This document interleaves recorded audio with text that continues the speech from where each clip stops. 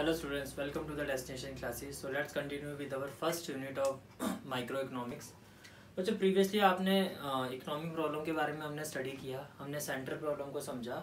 तो आज भी हमारा कंटिन्यूशन कहीं ना कहीं वहीं से रहेगा। हमारा जो कंसेप्ट है आज का वो ये है कि difference between central problem and economic problem. मैंने आपको अच्छे से ऑल्टरनेटिवली और इंडिविजुअली मैंने आपको बताया था कि व्हाट इज इकोनॉमिक प्रॉब्लम और what is central problem.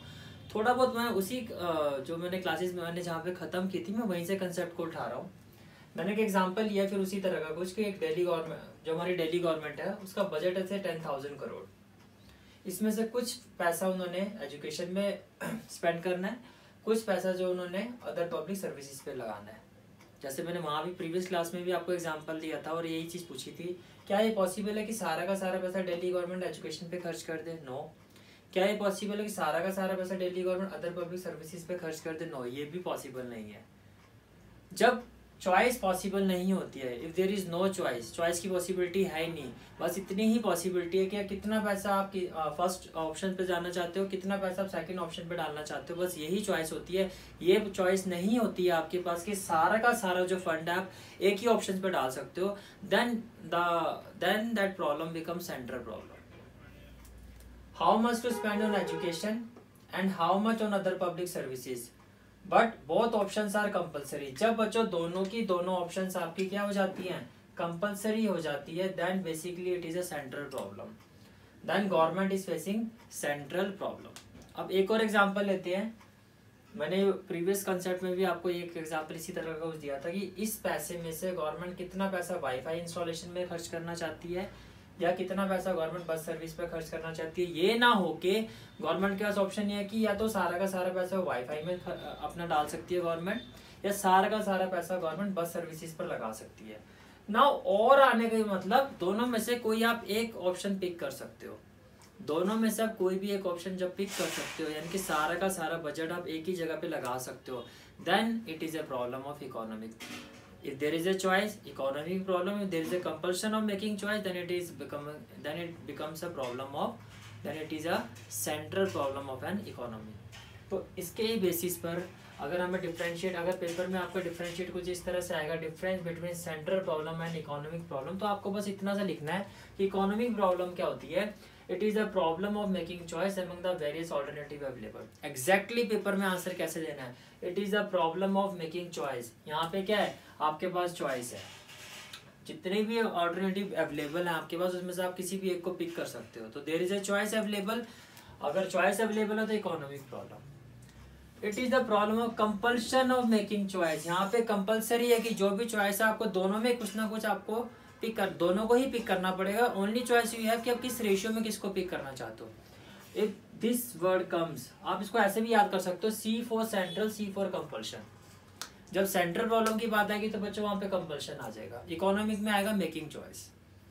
In this we can't ignore any particular requirement. जो भी रिक्वायरमेंट है हम उसमें से किसी को भी इग्नोर नहीं कर सकते। ये भी रिक्वायरमेंट है, ये भी रिक्वायरमेंट है, वी कांट इग्नोर दैट। सो ये हो गया आपका कि एग्जाम्स में डिफरेंस किस तरह से करना, और ये इसका एक एग्जाम्पल दे दिया मैंने। अब आगे चलते हैं बच्चों। नेक्स्ट कंसेप्ट आता है हमारा अपॉर्चुनिटी कॉस्ट। अपॉर्चुनिटी कॉस्ट क्या होती है? It is the cost of best foregone by choosing one alternative rather than other. यहाँ से समझ में नहीं आएगा, मैं एग्जांपल दूंगा आपको, फट से समझ में आएगा। देखो बच्चों एग्जांपल ये है, मैं अपना एग्जांपल देता हूँ। अपने एग्जांपल बहुत अच्छे तरीके से समझ में आते हैं। जैसे कि मैं कोचिंग क्लासेस प्रोवाइड करता हूँ और मान लो कि मैं महीने का मंथली में 50,000 पर मंथ मैं अर्न करता हूँ, राइट। और मुझे स्कूल में भी पढ़ाने का ऑप्शन मिला था और स्कूल में मुझे मिल रहा था 30,000 पर मंथ। तो मैंने वो ऑप्शन छोड़ के मैंने क्या पिक किया कि मैं अपना खुद का इंस्टीट्यूट रन करूंगा जहाँ पे मैं 50,000 पर मंथ अर्न कर रहा हूँ। तो जो मैं सैक्रिफाइस, जो मैंने नेक्स्ट बेस्ट ऑल्टरनेटिव सैक्रिफाइस किया है वो क्या है? 30,000 पर मंथ की स्कूल जॉब। वो मेरी अपॉर्चुनिटी कॉस्ट थी, यानी कि यहाँ तक जो मैं सैक्रिफाइस करके पहुंचा हूँ नेक्स्ट बेस्ट, वो मेरा अपॉर्चुनिटी कॉस्ट है। एक और एग्जाम्पल लेते हैं। मान लीजिए डॉक्टर ने अपना क्लिनिक खोला हुआ है और वहाँ पे वो महीने का अगेन से 1 लाख अर्न करता है, और डॉक्टर के पास डॉक्टर को भी एक जॉब प्रोवाइड की गई थी गवर्नमेंट हॉस्पिटल की, जिसमें वो इजीली 50,000 पर मंथ अर्न कर सकता था। लेकिन उसने उस जॉब को छोड़ के क्या डिसाइड किया कि मैं अपना क्लिनिक अर्न करूंगा जहाँ पे वो easily 1 lakh per month earn कर रहा है। तो जो लास्ट ऑल्टरनेटिव है, जो बेस्ट ऑल्टरनेटिव डॉक्टर जो छोड़ के वहां तक पहुंचा है, जो उसने जिस जॉब को सेक्रीफाइस किया वो थी गवर्नमेंट हॉस्पिटल्स की जॉब, जहाँ पे उसकी मंथली अर्निंग कितनी होती, मंथली इनकम कितनी होती, 50,000 पर मंथ। तो अगर मेरे केस में आप बात करो तो मैं 50,000 अर्न कर रहा हूँ, मुझे स्कूल की जॉब कितने की मिल रही थी, 30,000 की। तो जो चीज़ मैंने सेक्रीफाइस की वो 30,000 की थी, तो मेरी अपॉर्चुनिटी कॉस्ट होगी 30,000। डॉक्टर जो मंथली अर्न कर रहा है 1 लाख पर मंथ अर्न कर रहा है, और जिस जॉब को उसने छोड़ा वो कितना होता है 50,000 पर मंथ। तो जो उसने सेक्रीफाइस किया वो कितना, 50,000 पर मंथ की जॉब। तो डॉक्टर के लिए अपॉर्चुनिटी कॉस्ट क्या होगी, 50,000। जिस चीज को सेक्रीफाइस करके आप वहां तक आते हो वो जो कॉस्ट होती है वही अपॉर्चुनिटी कॉस्ट है, कि ये अपॉर्चुनिटी मुझे इसको सेक्रीफाइस करके मिली है। समझ में आ गया? आई थिंक आपको अच्छे से क्लियर हो गया कि जिस कॉस्ट को, जिस बेस्ट ऑल्टरनेटिव को हम सेक्रीफाइस करके अपना एक ऑल्टरनेटिव पिक करते हैं, वहां तक आने के लिए जिससे हमने सेक्रीफाइस किया है, जो उसके बाद नेक्स्ट बेस्ट ऑप्शन मेरे पास था। मैं एक और एग्जांपल देता हूँ। मान लीजिए आप जॉब के लिए इंटरव्यू देने चाहते हो, एक जगह आपको ऑफर किया गया 1.5 लाख पर मंथ, एक जगह आपको ऑफर किया 80,000 पर मंथ, और एक जगह आपको ऑफर किया गया 50,000 पर मंथ। आपने पिक किया 1.5 लाख, ऑब्वियसली 1.5 लाख ही पिक करोगे, 80 तो पिक करोगे नहीं। 1.5 लाख पर मंथ की जब जॉब आपने पिक की है, तो उसके बाद नेक्स्ट बेस्ट ऑप्शन क्या था आपके पास, 50? नो, आपके पास नेक्स्ट बेस्ट ऑप्शन था 80। तो इन दिस केस आपकी जो अपॉर्चुनिटी कॉस्ट है बच्चों वो क्या है, 80,000 पर मंथ, यानी कि 80,000। तो ये होता है अपॉर्चुनिटी कॉस्ट। मैं फिर से रिपीट कर रहा हूँ, it is the cost of best foregone, जो बेस्ट ऑप्शन आपने, फॉरगॉन का मतलब छोड़ दिया, bye choosing one alternative rather than other. Bye choosing one alternative, जो मैंने पिक किया कि मैं अपना पर्सनली खुद का कोचिंग इंस्टीट्यूट रन करूंगा, मैं अपना खुद का बिजनेस करूंगा या खुद का प्रोफेशन करूंगा, वो मेरा था जो मैंने पिक किया, लेकिन उसके लिए मैंने स्कूल जॉब को जो छोड़ा वो मेरी अपॉर्चुनिटी कॉस्ट है। आइए अब इसी से नेक्स्ट कंसेप्ट आता है मार्जिनल अपॉर्चुनिटी कॉस्ट। बच्चों एक एग्जांपल देता हूँ। मान लीजिए बजाज एक बाइक बजाज ने अपनी इंस्टॉल की है, और बाइक का जो मॉडल है वो है S200, जैसे पल्सर आता है 200, 250, और यहाँ से बजाज की जो अर्निंग है वो से है ₹200 करोड़। कितनी है बच्चों, 200 करोड़। बजाज की एक और बाइक जो इंस्टॉल हुई है उसका मॉडल है S250, और यहाँ से जो अर्निंग है वो है बच्चों ₹300 करोड़। अब बजाज ने क्या किया, इन दोनों को छोड़ के एक अपना नया मॉडल निकाला है S275, जहां से उसका एक्सपेक्टेड रिवेन्यू है, ये रिवेन्यू यानी कितना वो कमा रहा है वहां से सेल करके, जहां से उसका जो एक्सपेक्टेड रिवेन्यू है बच्चों वो है ₹900 करोड़। कितना है बच्चों, 900 करोड़। तो इसको पर जब इसको इंस्टॉलेशन हुई है, जब इसका उन्होंने प्रोडक्शन करना शुरू किया है, तो उन्होंने S200 और S250 दोनों ही मॉडल्स को जो है इसकी प्रोडक्शन बंद करनी पड़ी, क्योंकि भाई इस मॉडल को प्रोड्यूस करने के लिए जो एक्सपेंडिचर है बहुत ज़्यादा है, तो जो पैसा यहाँ लगाना था वो उन्होंने बंद कर दिया, ताकि यहाँ से वो पैसा उठा के वो यहाँ पे डाल सके। तो जब उन्होंने इन दोनों की प्रोडक्शन बंद कर दी, तो टोटल जो है,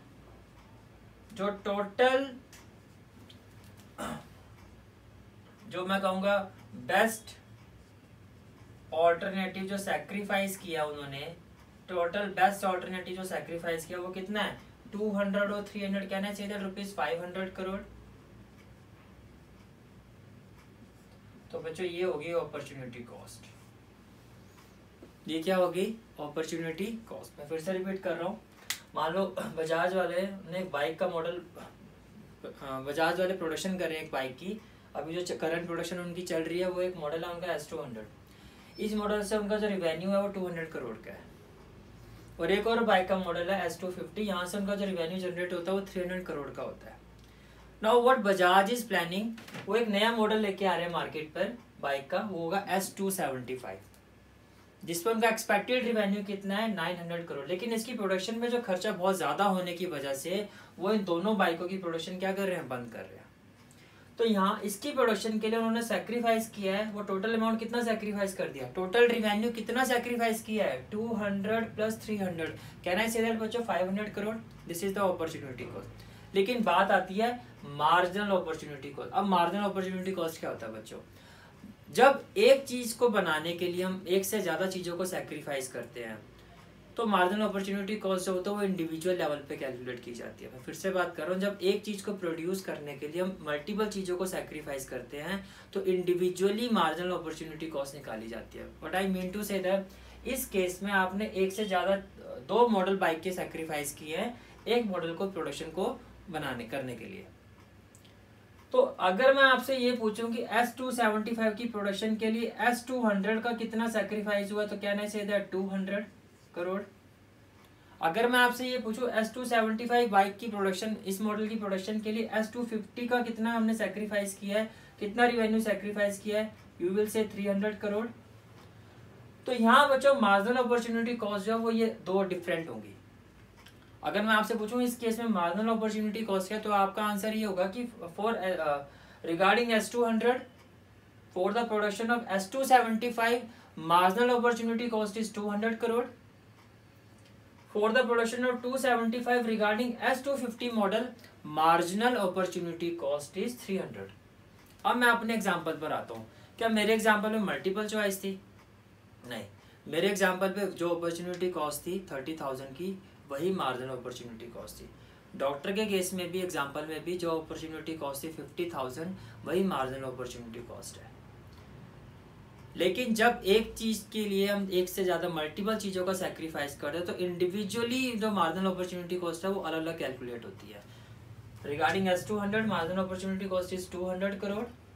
regarding S250 marginal opportunity cost is 300। तो यहाँ तक आपको समझ में अच्छे से आ जाना चाहिए कि अपॉर्चुनिटी कॉस्ट क्या होती है। नेक्स्ट बेस्ट ऑल्टरनेटिव सैक्रिफाइस जो हम करते हैं उसी को हम क्या कहते हैं, एक ऑल्टरनेटिव को पिक करने के लिए जो बेस्ट ऑल्टरनेटिव जो सेकंड बेस्ट होता है वो अपॉर्चुनिटी कॉस्ट होती है कि इस अपॉर्चुनिटी के लिए मैंने सैक्रिफाइस किस चीज़ को किया।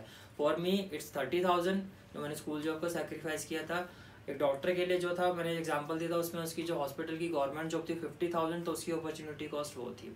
फिर मैंने आपको ये बताया जब आप एक चीज़ की प्रोडक्शन के लिए एक से ज़्यादा मल्टीपल चीज़ों का सैक्रिफाइस करते हैं तो जो मार्जिनल अपॉर्चुनिटी कॉस्ट होती है वो इंडिविजुअली कैलकुलेट की जाती है। For the production of S275 bike model Bajaj sacrifice 2 different types of bike model. One is S200 and second one is S250.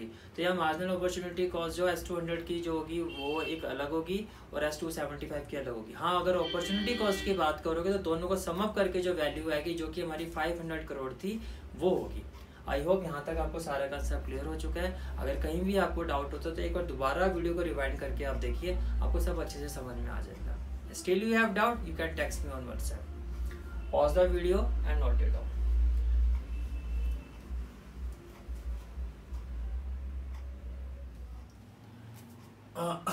अभी हमने ये पढ़ा बच्चों की अपॉर्चुनिटी कॉस्ट क्या होती है और मार्जिनल अपॉर्चुनिटी कॉस्ट क्या होती है। उसके साथ साथ मैं आपको एक चीज़ क्लैरिफाई कर देता हूँ। अगर आप अपॉर्चुनिटी कॉस्ट की बात करो, जो मैंने अभी आपको बाइक का एग्जांपल दिया था, जैसे कि मैंने कहा बजाज में जो बाइक की प्रोडक्शन है S200 मॉडल है एक और एक X250 मॉडल है। S200 मॉडल पे उनका रिवेन्यू कितना था 200 करोड़। S300 पे उनका रिवेन्यू कितना था 300 करोड़। तो बच्चों टोटल जो हो गया आपका S200 200 crore, S250 300 crore. Total revenue दोनों मॉडल का मिला के कितना था 500 करोड़। तो can I say that opportunity cost जो होती है मार्जिनल अपॉर्चुनिटी कॉस्ट का सम होती है ऐसे केसेस में जहाँ एक प्रोडक्शन करने के लिए मल्टीपल प्रोडक्शन को सैक्रिफाइस किया जाता है, उन सबको अगर हम प्लस करेंगे तो हमारा क्या आएगा अपॉर्चुनिटी कॉस्ट। क्योंकि मैंने आपको कहा था जो मार्जिनल अपॉर्चुनिटी कॉस्ट होती है वो जब मल्टीपल प्रोडक्ट का सैक्रिफाइस किया जाता है तो हर प्रोडक्ट को लेके इंडिविजुअली कैलकुलेट की जाती है। फॉर एग्जांपल S200 को लेकर मार्जिनल अपॉर्चुनिटी कॉस्ट S275 की कितनी थी 200 करोड़ और S275 मॉडल की marginal opportunity cost S250 model को लेके कितनी थी 300 करोड़। दोनों को प्लस करके कितना हुआ 500 करोड़ और वही हमारी क्या थी अपॉर्चुनिटी कॉस्ट। तो ऐसे केसेस में इन सबको प्लस किया जाता है तो मार्जिनल अपॉर्चुनिटी कॉस्ट आती है। तो opportunity cost is equal to sigma या sum of marginal opportunity cost. तो जो आपने लिखा है उसके बाद पहले तो आपने ये लिखना है। अब नेक्स्ट कंसेप्ट पर आते हैं, ठीक है। पहले ये लिखोगे फिर ये लिखना है। At first write this, at first write this, then this, okay। now हम सब पीपी कर्व देख चुके हैं। पीपी कर्व में मैंने आपको MRT बताया था बच्चों। एक्चुअली MRT और MOC बोथ आर सेम, दोनों में फ़र्क क्या होता है ये बता देता हूँ। कि एमओसी जो होती है वो एक्सप्रेस होती है इन टर्म्स ऑफ मनी, उसको पैसे के टर्म्स में एक्सप्रेस किया जाता है। और जो एमआरटी होता है, जो आपने पीपी कर्व में देखा था कितनी यूनिट हम सेक्रीफाइस कर रहे हैं, एमआरटी जो होता है एक्सप्रेस होता है इन टर्म्स ऑफ यूनिट। अगर एमओसी में भी आप पीपी कर्व बनाओगे या एमआरटी से बनाओगे, दोनों में सेम आएगा। उसका रीज़न ये होता है कि दोनों में जो है रेशियो फाइंड आउट की जाती है, और रेशियो जब आप फाइंड आउट करते हैं तो वो वैल्यू सेम आती है। वो वैल्यू क्या आती है? सेम। तो ये था एमआरटी और एमओसी का कंसेप्ट। अब नेक्स्ट आता है बच्चों, बहुत इंपॉर्टेंट कंसेप्ट है, पेपर में क्वेश्चन 4 मार्क्स का पूछा जाता है। क्वेश्चन ये आएगा, differentiate between positive economics and normative economics, कि पॉजिटिव इकोनॉमिक्स और नॉर्मेटिव इकोनॉमिक्स में क्या डिफरेंस होता है। चलिए पहले मैं आपको थोड़ा एक्सप्लेन करता हूँ कि ये होता क्या है। पॉजिटिव मीन्स जो एक्चुअली है, जैसे currently I am teaching you, मैं अभी पढ़ा रहा हूँ, मैं अभी दिल्ली में पढ़ाता हूँ। और नॉर्मेटिव का मतलब होता है कि आने वाले टाइम में हो सकता है मैं दिल्ली से बाहर भी अपनी थ्रू ऑनलाइन एजुकेशन है, कैसे भी मैं दिल्ली से बाहर भी पढ़ाना शुरू करूँ। तो नॉर्मेटिव जो हो सकता है अभी के हिसाब से आगे क्या हो सकता है, जैसे अभी जो है इंडिया की पॉपुलेशन जो है बहुत ज़्यादा बढ़ रही है। नॉर्मेटिव अगर इसी हिसाब से बढ़ती रहे, हो सकता है वर्ल्ड में नंबर 1 पॉपुलेशन जो हमारी कंट्री की हो जाए। अभी क्या है, बहुत ज़्यादा पॉपुलेशन हमारी बढ़ती जा रही है एक्चुअली में जो अभी है, व्हाट ऑट टू बी। और इसके हिसाब से आगे क्या हो सकता है कि हो सकता है वर्ल्ड में हमारी जो पॉपुलेशन है वो नंबर 1 हो जाए, एंड इंडिया एक नंबर 1 कंट्री हो जाए इन टर्म्स ऑफ पॉपुलेशन। तो what is that is positive economics, what ought to be that is normative economics. एक और एग्जांपल लेता हूँ। मैंने ये कहा कि अभी जो है हमारे इंडिया में काफ़ी ज़्यादा बेरोजगारी है, अनएम्प्लॉयमेंट है। तो अगर पास्ट फैक्ट्स के ऊपर मैं जाऊँ तो क्या हमारे जो 5 ईयर प्लान्स थे, 5 ईयर प्लान्स का मतलब गवर्नमेंट 5 साल की जो योजना बनाती है, जो प्लान्स बनाती है, उसमें क्या कमी रहेगी कि आज के टाइम में जो हमारा यूथ है इतना बेरोजगार है। पास्ट एनालिसिस पर जो प्रेजेंट की बात होती है वो पॉजिटिव इकोनॉमिक्स है, और इसी हिसाब से बेरोजगारी बढ़ती जा रही है। हो सकता है आने वाले टाइम में ये और ज़्यादा बढ़ जाए, इससे देश की इकोनॉमी और ज़्यादा क्या हो जाए, डाउन हो सकती है। ये नॉर्मेटिव इकोनॉमिक्स है। पास्ट एनालिसिस में प्रेजेंट पॉजिटिव, प्रेजेंट एनालिसिस से future assumption that is normative. आइए देखते हैं पॉजिटिव और नॉर्मेटिव का डिफरेंस। बच्चों फर्स्ट डिफरेंस है, मैं साथ साथ में पढ़ रहा हूँ ताकि आपको नोट डाउन करने में कोई इशू ना हो।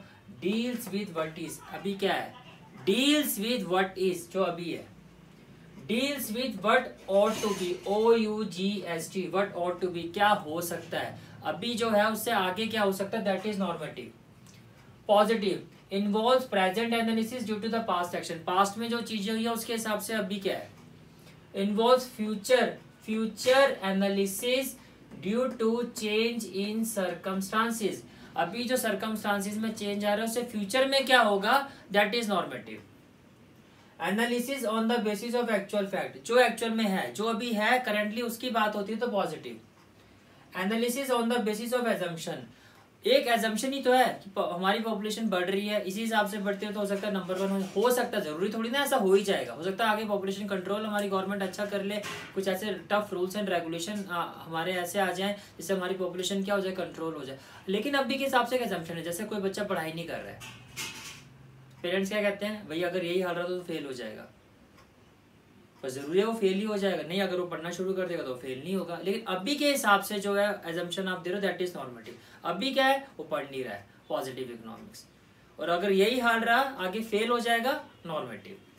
नाउ बच्चों फोर्थ पॉइंट, एक एग्जांपल लिया मैंने इसका, अनएम्प्लॉयमेंट हैज रिड्यूस्ड, की बेरोजगारी क्या है, कम हो गई है।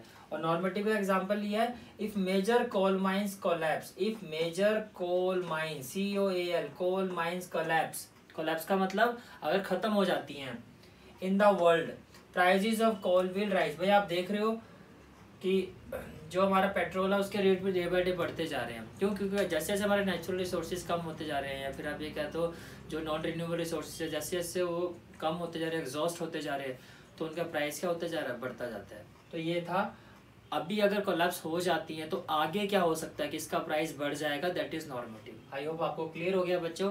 4 मार्क्स के लिए बड़ा इंपॉर्टेंट क्वेश्चन है, एक अच्छे से आपने तैयार करना है इसको। नेक्स्ट बच्चों, again very important concept, solution of central, एक हमने सेंट्रल प्रॉब्लम के बारे में डिस्कस किया था, what to produce, how to produce, whom to produce. 3 तरह की इकोनॉमी होती है, कैपिटलिस्ट, सोशलिस्ट और मिक्स्ड इकोनॉमी। पहले मैं कैपिटलिस्ट की बात करता हूँ। कैपिटलिस्ट इकोनॉमी जो होती है जिसमें हम प्रॉफिट मैक्सिमम, जिसमें जो प्रोड्यूसर होता है उसका सिर्फ और सिर्फ एक ही पर्पस होता है, अपने प्रॉफिट को मैक्सिमाइज करना। आप ये कह सकते हो कैपिटलिस्ट इकोनॉमी का मतलब प्राइवेट सेक्टर, जो भी प्राइवेट सेक्टर है उनका एक ही पर्पस होता है कि किस तरह से हम अपने प्रॉफिट को क्या करें, मैक्सिमाइज करें।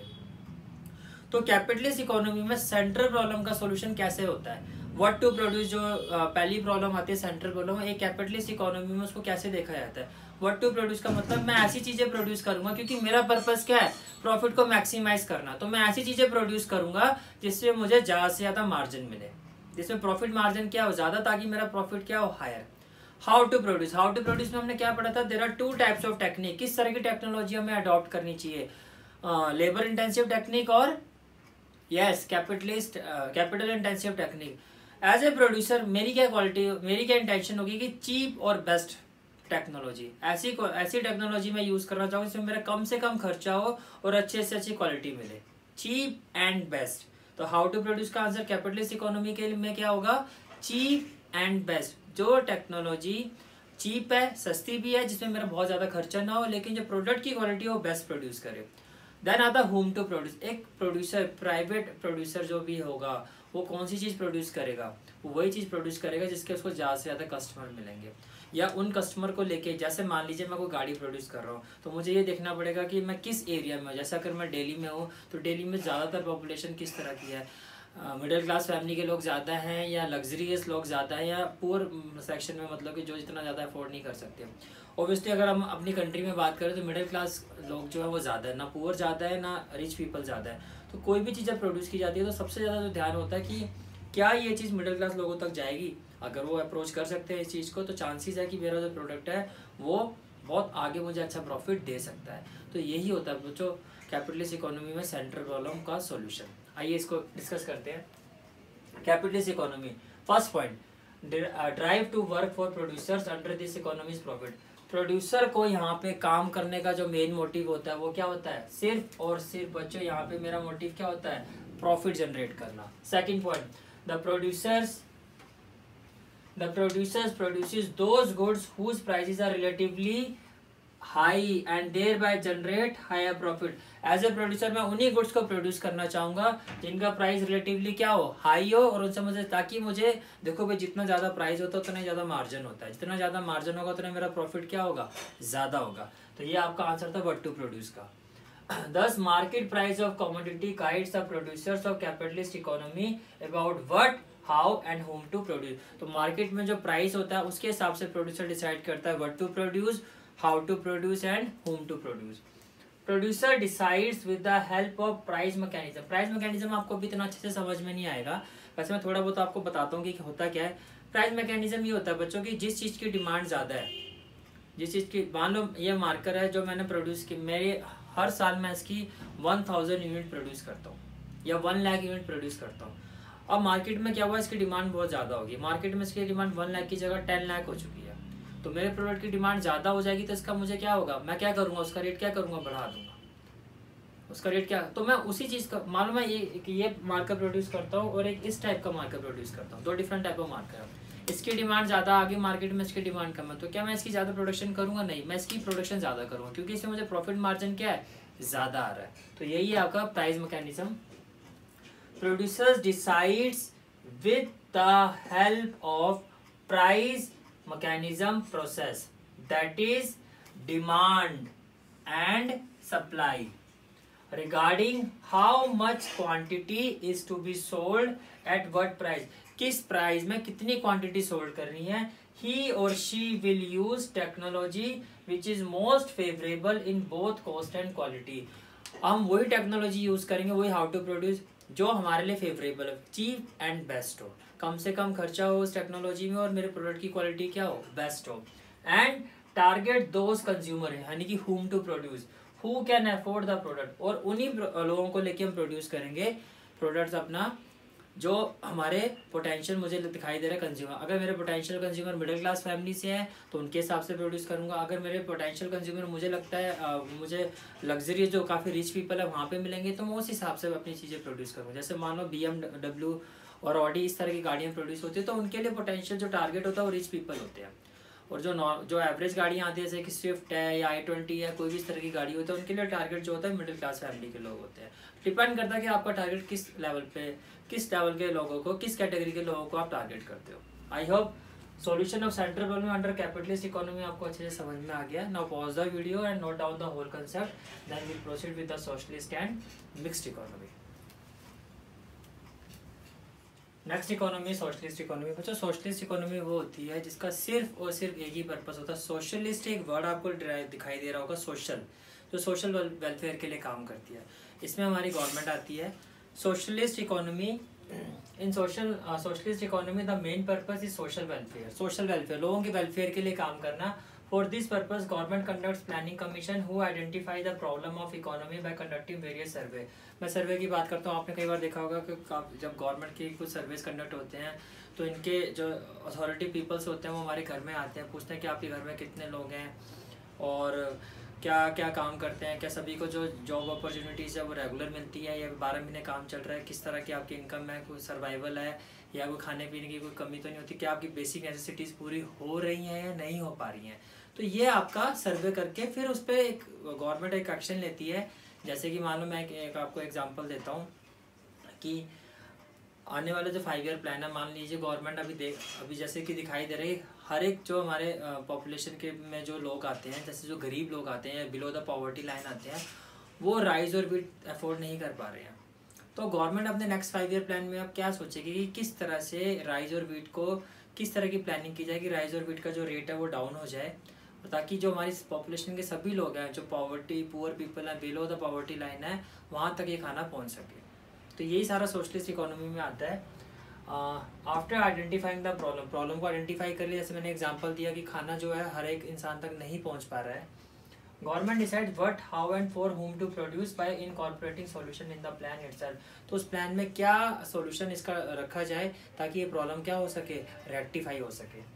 In India for this purpose 5 year plan, sir मैंने आपको कहा था कि गवर्नमेंट अभी बताया मैंने आपको, 5 ईयर प्लान जनरेट करती है जिसमें इन सभी प्रॉब्लम्स को सॉल्यूशन निकालने की कोशिश की जाती है। The objective is not to earn profit, लेकिन कहीं भी ऑब्जेक्टिव ये नहीं होता कि क्योंकि गवर्नमेंट सोशल वेलफेयर के लिए काम करे, उसका कहीं भी पर्पस ये नहीं होता कि प्रॉफिट को अर्न करना है, but to achieve social welfare. लेकिन एक ही पर्पस होता है कि लोगों का वेलफेयर हो। मिक्स इकोनॉमी, बच्चों मिक्स इकोनॉमी में capitalist as well as socialist दोनों आते हैं। कैपिटलिस्ट जो होते हैं अपने एरिया को टारगेट्स करते हैं, एरिया वो जहाँ पे उनको मैक्सिमम प्रॉफिट मिले, वो अपने कस्टमर को टारगेट करते हैं, कौन से ऐसे कस्टमर है, कौन से कहाँ ऐसे लोग हैं, कोई किस तरह के जो लोग हैं वो मिडिल फैमिली क्लास फैमिली के होंगे या रिच पीपल होंगे जो उनकी प्रोडक्ट को अफोर्ड कर पाएंगे। पर ऐसे एरियाज जहाँ कैपिटलिस्ट नहीं पहुँच पाते हैं, जहाँ कैपिटलिस्ट अपना आगे नहीं आना चाहते हैं, जैसे कि मैं कई बार एग्जाम्पल पहले भी मैं दे चुका हूँ इस चीज़ का, आप लोगों को नहीं, 12th क्लास के बच्चों को मैं बहुत बार इस चीज़ का एग्जाम्पल देता हूँ कि वाटर डिस्ट्रीब्यूटिंग सिस्टम में बिल्कुल भी प्रॉफिट नहीं होता है, तो इसमें कभी भी प्राइवेट सेक्टर नहीं आना चाहेगा, ना है। तो ऐसे एरिया जो लोगों के सोशल वेलफेयर के लिए तो ज़रूरी हैं लेकिन प्रॉफिट मैक्सिमाइजेशन है, तो वहाँ पे कैपिटलिस्ट नहीं आएगा, वहाँ पे कौन आएगा, गवर्नमेंट आगे आती है, यानी कि सोशलिस्ट इकोनॉमी का वहाँ पे रोल प्ले होता है। तो इससे मैं ये भी आपको बताना चाहूँगा जो हमारी कंट्री है वहाँ पे ना कैपिटलिस्ट है ना सोशलिस्ट है, वहाँ पे मिक्स्ड इकोनॉमी है, यानी कि प्राइवेट सेक्टर गवर्नमेंट सेक्टर दोनों मिलके काम करते हैं। आइए इसको देखते हैं। In mixed economy both private and public sector operate simultaneously. The role of government is to compensate the deficiencies where private sector is not working effectively. Central problem are solve partly by the price mechanism process, वो मैंने अभी आपको बताया था, demand and supply, and partly by the planning commission. ये जो planning commission है socialist economy का पार्ट है। तो बच्चों एक बहुत इंपॉर्टेंट कंसेप्ट है, आपसे क्वेश्चन में पेपर में इसी तरह से आएगा कि solution of central problem under capitalist economy, तो कैपिटलिस्ट का आइडेंटिफाई करोगे, सोशलिस्ट का पूछा जाएगा तो सोशलिस्ट का हो जाएगा, मिक्स का पूछा जाएगा तो मिक्स का, कि किस तरह से सेंट्रल प्रॉब्लम का जो सॉल्यूशंस है वो वेरियस इकोनॉमी में किस तरह से आइडेंटिफाई किया जाता है। I hope the concept is clear to you. Now pause the video and note down the whole concept. Next concept that is solution of central problem with the help of EP curve. In the previous concept we studied solution of central problem under capitalist, socialist and mixed economy. Now we will study solution of central problem, which are what to produce, how to produce, whom to produce with the help of PP curve. आइए, what to produce में क्या, what quantity and what quality of goods to produce. Central problem of what to produce is represented by movement along the PP curve. It shows different combination of the two goods that can be produced. बच्चों मैं इसको आपको एक curve बना के draw करके समझाता हूँ। अंडर व्हाट टू प्रोड्यूस की प्रॉब्लम किस तरह से रेक्टिफाई होती है सेंट्रल प्रॉब्लम पीपी कर्व से। मान लीजिए ये आपका एक्स एक्सिस है और ये आपका क्या है वाई एक्सिस, और ये आपका हो गया पीपी कर्व। गुड एक्स में आ गई आपकी सिविलियन गुड्स जो नॉर्मल गुड्स होती हैं, और गुड वाई में मान लीजिए जो गुड्स प्रोड्यूस हो रही है वो है सारी आपकी वॉर गुड्स, वॉर गुड्स। अब मान लीजिए कि वॉर के कोई वॉर इश्यूज हमारी कंट्री में आ जाता है, तो उस टाइम पे आप ज़्यादा किस तरह की गुड्स प्रोड्यूस करेंगे, सिविलियन गुड्स को ज़्यादा प्रोड्यूस करेंगे या वॉर गुड्स? अगर वॉर इश्यूज है तो ऑब्वियसली ज़्यादा गुड्स तो प्रोड्यूस होंगे, वॉर गुड्स होंगी, तो हमारी इकोनॉमी कहीं ना कहीं यहाँ आ जाएगी। ये मैं आपको पीपी कर्व में अच्छे से बता चुका हूँ कि कोई भी इकोनॉमी जो है पीपी कर्व के ऊपर नहीं होती है, वो उसके आसपास ही होती है, जितनी उसके नियरेस्ट होगी उतनी वो अच्छी इकोनॉमी है। ये पॉसिबल ही नहीं है कि एग्जैक्टली सारे रिसोर्सेज आपके इतने एफिशिएंटली यूटिलाइज हो जाए कि आप पीपी कर्व के ऊपर आपकी इकोनॉमी शो हो। तो अगर वॉर इश्यूज हैं तो हमारी जो इकोनॉमी है वो यहाँ पे कहीं आसपास होगी, और अगर यानी कि फॉर वॉर इश्यूज,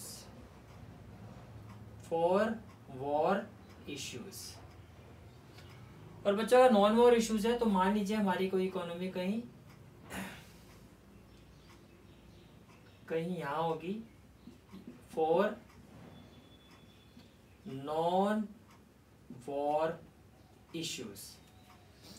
अब देखिए इसका मतलब क्या है, इसका मतलब बच्चों ये है अगर हमारी इकोनॉमी यहाँ आती है तो सिविलियन गुड्स तो हमारी इतनी ही प्रोड्यूस होगी और वॉर गुड्स हमारी इतनी प्रोड्यूस, आप देख सकते हैं कि वॉर गुड्स ज़्यादा प्रोड्यूस होगी, सिविलियन गुड्स कम प्रोड्यूस होगी।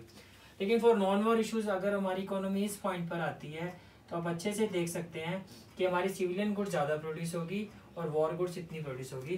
तो ये आंसर है हमारा व्हाट टू प्रोड्यूस का बाय पीपी कर्व। अब आपने क्या करना है, पहले बच्चों पॉज द वीडियो पॉज करना है और व्हाट टू प्रोड्यूस को सारा नोटिफाई करना है और साथ में इसका पीपी कर्व का ग्राफ बनाना है। उसके बाद फिर हम हाउ टू प्रोड्यूस में मूव करेंगे। तो पहले मैं आपको एक्सप्लेन कर देता हूँ व्हाट टू प्रोड्यूस के सारे point. Central problem of what to produce is represented by the movement along PP curve, जो मैंने आपको यहाँ दिखा दिया। मूवमेंट अलोंग पीपी कर्व किस तरह से इसको रिप्रेजेंट करते हैं हम। It's a different combination of the two goods, जैसे हमने यहाँ पे लिए सिविलियन गुड्स और war goods, that can be produce with the help of available resources. The economy can select any of the combination as per its requirement, अपनी requirement के हिसाब से इकोनॉमी अपना कॉम्बिनेशन सिलेक्ट कर सकती है। For example if a PP curve is showing civilian goods on X axis, civilian goods on X axis, ये आपको पता ओरिजिन होता है आपका, and defence equipment on Y axis, defence equipment यानी कि war goods and defence equipment. अगर आपको इससे कंफ्यूजन हो रहा है तो मैं यहाँ पे डिफेंस इक्विपमेंट, वैसे आप समझ गए होंगे डिफेंस इक्विपमेंट्स का मतलब बच्चे यहाँ पे वॉर गुड्स से ही होता है, war goods, don't get confused with that. On Y axis and economy is facing any war issues, अगर कोई वॉर इश्यूज आते हैं it will produce at point near to Y axis, तो वाई एक्सिस के पास होगी हमारी इकोनॉमी, और नॉन वॉर इश्यूज होते हैं तो x axis pass.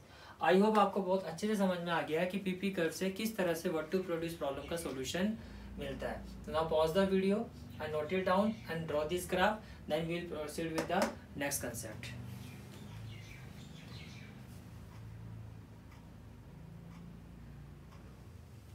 So now I hope आपने इसको नोटिफाई कर लिया है, तो मैं इसको रब कर रहा हूँ। तो बच्चों हमारी नेक्स्ट प्रॉब्लम आती है हाउ टू प्रोड्यूस। हमारी नेक्स्ट प्रॉब्लम कौन सी आती है, हाउ टू प्रोड्यूस। पहले मैं इसको पीपी कर्व से आपको दिखाता हूँ किस तरह से इसका सॉल्यूशन मिलता है। ये देखिए एक्स एक्सिस, वाई एक्सिस, और ये है हमारा PP curve. How to produce में आपको पता है कि क्या होता है कि किस तरह की टेक्निक हमें यूज करनी चाहिए, कैपिटल इंटेंसिव या लेबर इंटेंसिव। कैपिटल इंटेंसिव कौन सी है, इसमें ज़्यादा मशीनों का हम यूज़ करते हैं। लेबर इंटेंसिव में बच्चों क्या होती है, लेबर का ज़्यादा यूज़ होता है। मान लीजिए हमारी इकोनॉमी, मैं यहाँ पे 3 पॉइंट ले रहा हूँ, इस पॉइंट पर है पॉइंट ए, इस पॉइंट पर है पॉइंट बी, और इस पॉइंट पर है पॉइंट सी। ये मैंने आपको पहले ही बता दिया जितना नियर टू पीपी कर्व होगा उतना ही क्या है, बेस्ट है। अगर हमारी इकोनॉमी यहाँ पर है इसका मतलब तो ये है कि एफिशिएंट, या आप कह सकते हैं we are using optimum utilisation of resources, there is an optimum utilisation, मतलब हमारी टेक्नोलॉजी ऐसी है कि जो हमारे रिसोर्सेज का प्रॉपरली यूटिलाइजेशन कर रही है। अगर बी पर है तो we can say that moderate utilisation of resources, और अगर हमारी टेक्नोलॉजी इस पॉइंट पर है, हमारी इकोनॉमी विद आवर टेक्नोलॉजी, तो we can say that optimal model और जो हमारी टेक्नोलॉजी है वो किस तरह की है, ऑब्सोल्यूट है। It shows that our technology is absolute, क्योंकि रिसोर्सेज तो हमारे पास पूरे हैं लेकिन हमारी टेक्नोलॉजी इस तरह की नहीं है कि हमारी प्रोडक्शन जो है एक अच्छे लेवल पर हो सके। तो अगर हम नियर अबाउट दिस पॉइंट है तो इसका मतलब कहीं ना कहीं जो हमारी टेक्नोलॉजी है वो इतनी अपडेटेड नहीं है, तो हमें अपनी टेक्नोलॉजी को अपडेट करने की ज़रूरत है। तो इस तरह से पीपी कर्व से हमें आंसर मिलता है हाउ टू प्रोड्यूस, यानी किस तरह की टेक्नोलॉजी हमें यूज़ करनी चाहिए ताकि हमारी इकोनॉमी जो है वो बेटर प्रोडक्शन पर जाए, बेटर रेट पर जाए। देखिए sorry, it is a problem of selecting technique between the labor and capital intensive. For example, if the technology used in production is obsolete, मान लो टेक्नोलॉजी हमारी जो यूज हो रही है वो ऑब्सोल्यूट है, जैसे कि point A, then the economy will operate inside the PP curve. The more it is operating near to the origin, जितनी वो ओरिजिन के पास होगी, आपको पता है ये ओरिजिन होता है, जितनी वो ओरिजिन के पास होगी the more problematic is, तो उतनी ज़्यादा प्रॉब्लम जो है सीवियर है। तो जितनी देखो ये ओरिजिन के सबसे क्लोजेस्ट पॉइंट क्या है ए, तो अगर हम यहाँ पर हमारी इकोनॉमी आती है इसका मतलब हमारी टेक्नोलॉजी है जो वर्स है, जो हमारी प्रोडक्शन कैपेबिलिटी है वो बहुत अच्छी नहीं है। तो यही कह रहा है the more it is near operating near to the origin the more problematic is the situation. This will inspire the economy to produce at some point near the PP curve. तो इससे हमें इंस्पिरेशन क्या मिलेगी, हमें अपनी technology को upgrade करना पड़ेगा ताकि जो पॉइंट हम ए से कहाँ पर पहुंचे, हम सी पर। तो पीपी कर्व से इस तरह से हमें आंसर मिला हाउ टू प्रोड्यूस का। I hope the concept is clear to you. Now pause the video and note down the concept of how to produce और होम टू प्रोड्यूस। बच्चों होम टू प्रोड्यूस भी PP curve से मैं आपको explain करता हूँ। मान लीजिए एक्स एक्सिस और वाई एक्सिस ये ओरिजिन हो गया आपका, और ये गुड एक्स जो है आपके यहाँ पे वो लग्जरियस गुड्स हैं और गुड वाई जो है आपकी नेसेसिटी गुड्स हैं।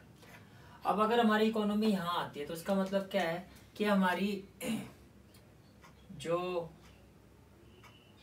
लग्जरियस गुड्स है वो तो इतनी प्रोड्यूस हो रही है और नेसेसिटी गुड्स सिर्फ इतनी प्रोड्यूस हो रही है। लेकिन हम इंडिया के हिसाब से जो हमारी कंट्री की डिमांड है, इसकी नीड के हिसाब से हमारी इकोनॉमी को कहीं यहाँ पे होना चाहिए, मीन्स नेसेसिटी गुड्स का प्रोडक्शन ज़्यादा होना चाहिए और लग्जरियस गुड्स का प्रोडक्शन कम होना चाहिए, क्योंकि हमारी कंट्री के जो पॉपुलेशंस है वहाँ पे ज़्यादा डिमांड जो है वो किसकी है, ज़्यादा डिमांड है बच्चों नेसेसिटी गुड्स की। तो ये हो गया होम टू प्रोड्यूस, किस सेक्शन को माइंड में रख के हमें प्रोडक्शन करनी है ताकि इनकम इनक्वालिटी जो है हमारी वो कम से कम हो सके। आइए, तो मैंने आपको बता दिया कि अगर इस पॉइंट पे हमारी इकोनॉमी तो प्रेफरेंस होगी वो कौन से लोगों को दी जा रही है, रिच पीपल को। और हमारी इकोनॉमी अगर यहाँ आती है तो प्रेफरेंस किसको दी जा रही है, पुअर पीपल को या एवरेज पीपल को। If the combination of the goods being produce shows increase in output of the luxurious goods, अगर ये शो किया जाए कि लग्जरियस गुड्स की प्रोडक्शन ज्यादा है than necessity goods, it indicate the preference of rich people compare to the needs of poor people. इसका मतलब जो रिच पीपल है उनको ज्यादा प्रेफर किया जा रहा है as compare to the poor people. Next point, it means inequalities of income, तो inequalities of income among the people of an economy has increased, तो जो गैप है वो रिच और पुअर का और ज़्यादा बढ़ता जाएगा। thus necessary changes, फिर इसको ठीक करने के लिए हमें जो फैक्टर पेमेंट रेट है उनको भी ठीक करना होगा, यानी कि जो वेजिस रेट है, जो गरीब लोगों के लिए लेबर रेट है, वेजिस रेट है, उसको बढ़ाना होगा ताकि जो ये गैप है वो कम से कम हो सके। So this is the problem of whom to produce. और यहाँ आपकी यूनिट 1 जो इकोनॉमी की है वो कंप्लीट होती है आज। तो हमने यूनिट 1 पूरी कंप्लीट कर लिया माइक्रो इकोनॉमिक्स की। आपको अभी सारा नोटिफाई करके पूरा प्रॉपर वे में रिवाइज करना है, and in the next class we will proceed with the unit 2 of micro economics. Thank you.